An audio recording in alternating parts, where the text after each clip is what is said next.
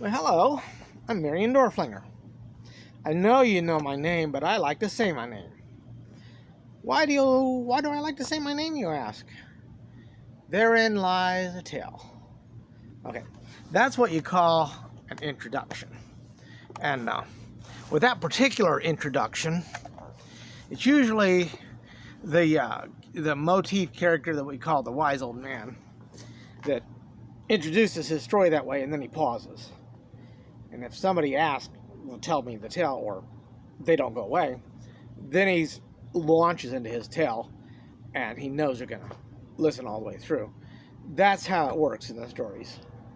A lot of times you get halfway through the tale, and God, they scat like, go arrest that guy, have him locked up. But in the stories, they always let the old man tell the whole story because he snagged them. And so my favorite motif character in literature is the wise old man. I always look for that character in what I read, and when I have that character in my stories, I feel love for him in my heart, because in my life, the wise old man is my father. When people have passed into the next realm, I don't say was. I don't speak of them in the past. They are.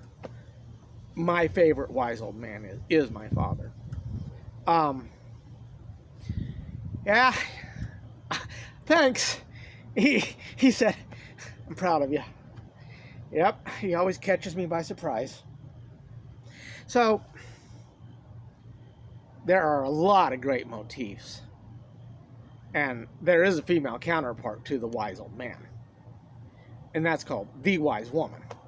They don't say the wise old woman, because women who are wise from the day they're born. You don't have to be old to be a wise woman. And the wise woman is a complex, multifaceted character. Beyond me to write a wise woman into a story. I love a lot of wise women. And for some reason, a lot of wise women love me. But I will never try to write a wise woman into one of my stories. They are beyond me. They're beyond me. But anyway, so the wise old man's role, I think, is to give counsel to the young hero or the distraught person. Once in a while, the wise old man can be a person of action. But I feel like it's a bad story when the wise old man is the main character. But that's just my personal preference. It would be an unforgivable sin for me to tell you there's a right way or a wrong way for you to do your wise old man. That I would not live in peace for the rest of my life if I ever committed that transgression. The world is full of wise old men in real life, and the world of literature is full of wise old men. I have a favorite wise old man who gives counsel on how to be a good storyteller. And his name is Richard Bach, and he wrote Jonathan Livingston Seagull. Man, I've never met him in person. I would be afraid to, in this life or the next. I mean, that's Richard Bach over there. Okay, don't let me get close to him, because he'll kill me with his brilliance. The last chapter is not an amazing story, though it feels like it.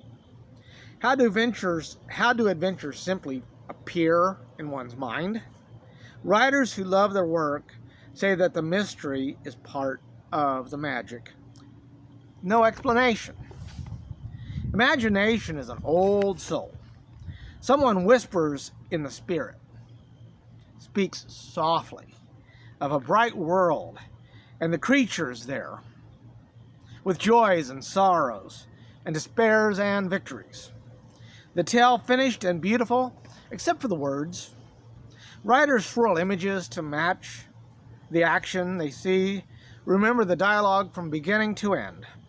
Simply insert letters, periods, and commas, and the story is ready to ski down the slopes to the booksellers. Stories are wrought not with committees and grammar. They spring from a mystery that touches our silent imagination. Questions hold us puzzled for years. Then a storm of answers come, sudden from the unknown. Arrows from a bow we've never seen. Thank you, Mr. Bach. So, I don't know why I love the old man character, the wise old man character as much as I don't. Because I loved the wise old man when I was young. And I love him even more now that I'm old. And I'm not the wise old man. Don't make that mistake. I'm not the wise old man. Nope. I'm the tough son of a bitch. I'm the old bastard that won't die. I'm the storyteller. I'm the guy who'll waste your whole fucking life if you listen to me. I'm the Syrian song, but I'm not pretty. No, I'm not the wise old man. No. You do yourself a terrible injustice to be led astray to think that I'm the wise old man. Yeah, if you tell me that I'm a wise old man, I'm going to say, please disabuse yourself of that notion. No. I go to the young people. When I want wisdom, I go to the young people. Yeah.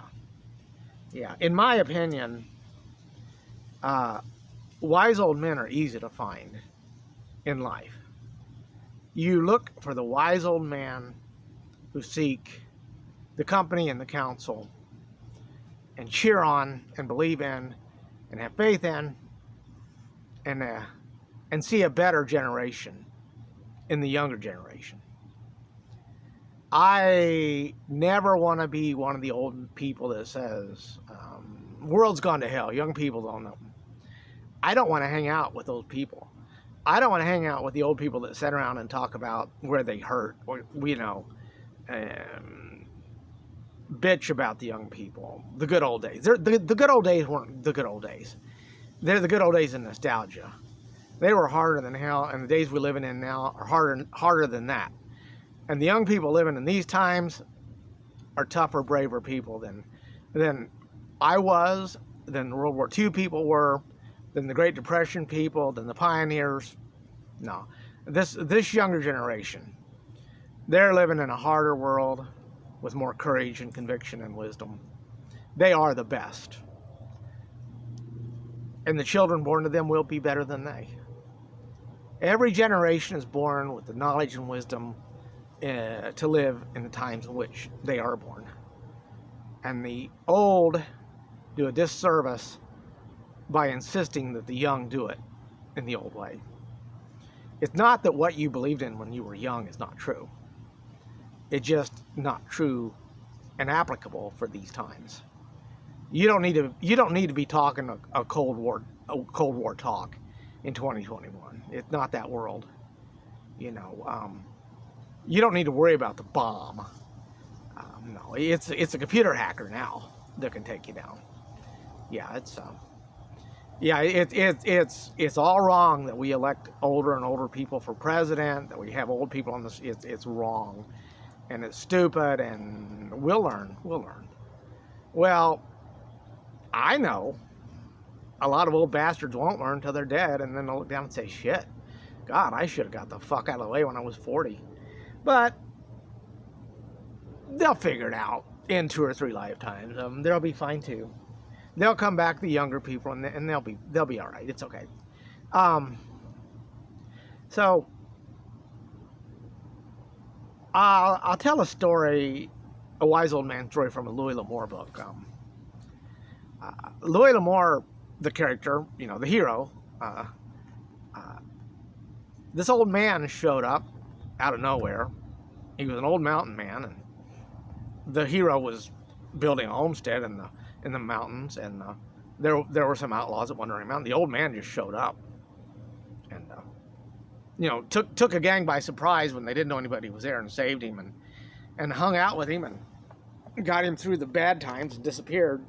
He said, "How long has that old man been in these mountains?" And somebody said, "He was here first. They found him here, and they built the mountains around him." Yeah. So You can have a wise old man who is the guru on top of the mountain that everybody climbs the mountain to talk to, the shrink, you know, the wisdom books, whatever book of wisdom, these are the words of the wise. Um, but usually the role that the wise old man plays is to give counsel. And sometimes they do it seemingly by accident, like, um, the young people are just scared to death. They don't know what to do, and they're the only way out. And the old man looks up in the mountains and he sees a pass, and he says, "Isn't it really something how when the sun rises, you can see it right through that slant before you can see it on either side?" And they all look up and they say, "There's a pass through the mountain." And they go up the pass and they get the high ground and win, or get away or whatever, and the old man's not there anymore. Other times, the wise old man has been used up, locked up in a jail cell, really wasted his life. And he says, I can give good advice, but I can't live it myself. And he dispenses wisdom, and they say, okay, he knows this, he didn't do it, that's where he is, so we know to do what he says. Because if he'd done it himself, he wouldn't be locked up. That's what you call the good, bad example. My little girl Cherokee, she kicked my ass a lot. Other times she'd compliment me. She said, we were out hiking and we got lost in the woods. And she said, I'm never scared. When I go out in the woods, I'm never scared because you get lost every time you go out. And you always find your way back. And after she died, I remembered that. I've been lost ever since, and I'm still finding my way back. And if she hadn't told me that, I wouldn't have known I could do it. Yeah.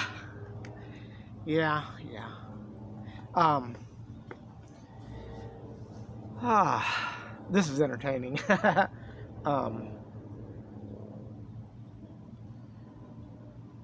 am trying to think of the wise old man motif type that I don't ever use. And I never use the guru on the mountain. I never use the shrink in his office. I never use the book of wisdom. But a lot of storytellers use those people. Like, I opened the book, I read this word, I knew what to do. There's nothing wrong with that. And sometimes the wise old man is unseen. It's like a memory of something somebody said long ago, or a feeling like you're in a desert place and you're alone, and all of a sudden you feel a presence, and you know what to do. That's the wise old man. So I know that there are a lot of wise old men in the world. There are a lot of old fools in the world. There are a lot of proud old men who claim to be wise, who you don't want to. If you want to feel sorry for them and let them tell a story or two, go ahead. But somebody that tells you, I'm wise, I know what to do, you don't want an old man who is too proud. Those are very bad people to take good advice from. You don't want a man who claims to be wise who wants to keep his kids at home and not let them go out and be successful.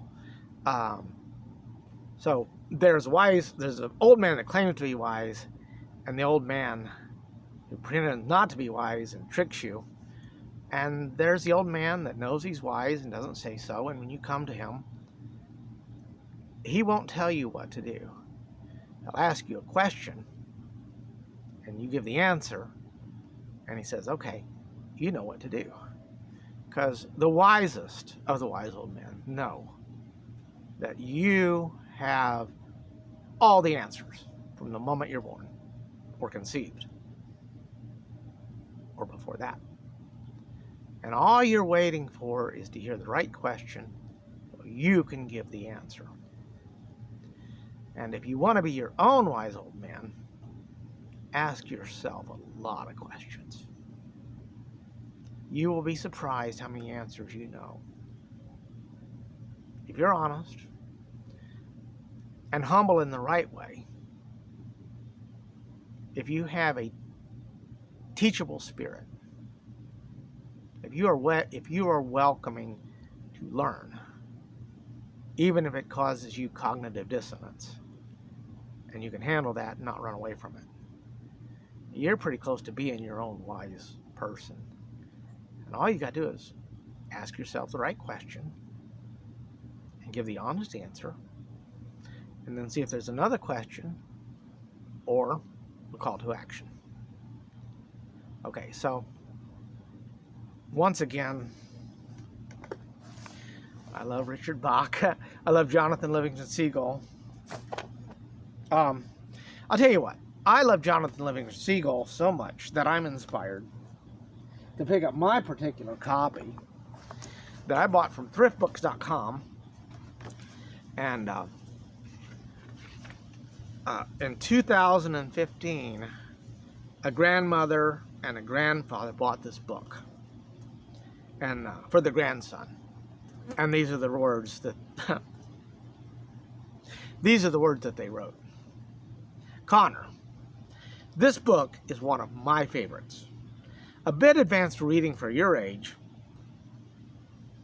but we can help you read it. Enjoy. Grandma and Grandpa, Christmas 2015. I don't know if a author can get a higher compliment than that. Thank you for listening.